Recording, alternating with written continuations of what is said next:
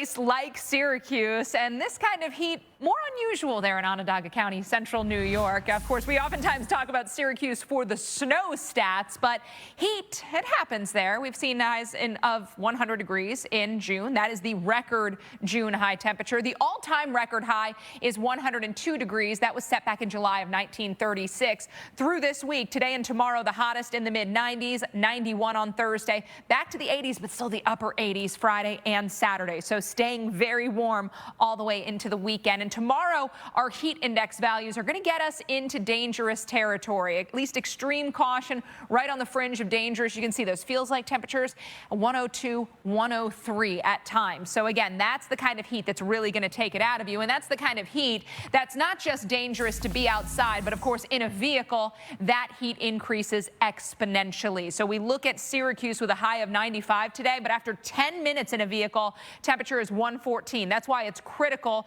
Leave pets at home. Do not leave them in the car. Cracking the window does very little. Those temperatures rise substantially in just 10 minutes. After 30 minutes, 129. And again, we talk about, children in cars. It's the change in season. Our routine changes. Look before you lock. It's not just Syracuse. A lot of heat coming our way for parts of the country this week. In fact, by the end part of the week, Friday, 200 million people will see highs above 90 degrees. So not just the Northeast, Mike, feeling the heat.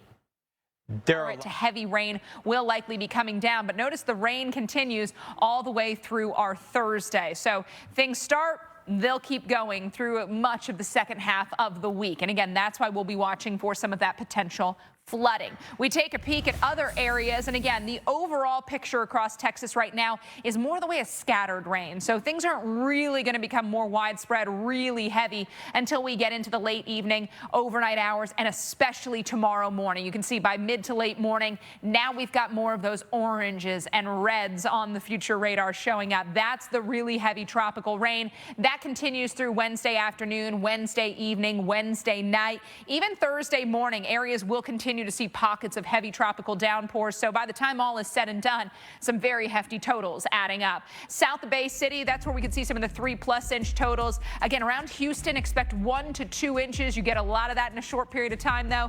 We'll be watching for flooding around the city. See it there in that video from Monday.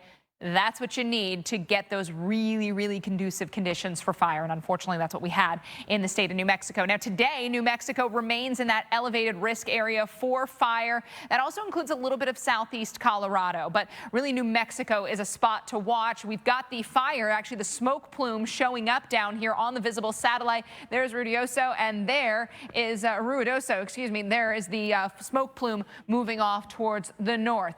Drought monitor.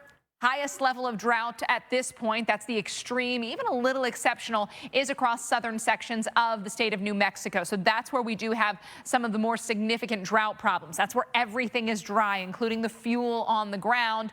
We're going to get a little bit of rain here coming up in the next 5 days. Of course, the highest amount of rain coming to our friends in South Texas, but portions of New Mexico could see up to a half, even up to an inch of rain. This year has been prolific for fires, of course, mostly fueled by the Smokehouse Creek fire there into Texas and New Mexico. Almost 2.1 million acres burned. Last year, we had 630,000 annually, Mike. Yeah, the numbers are pretty startling.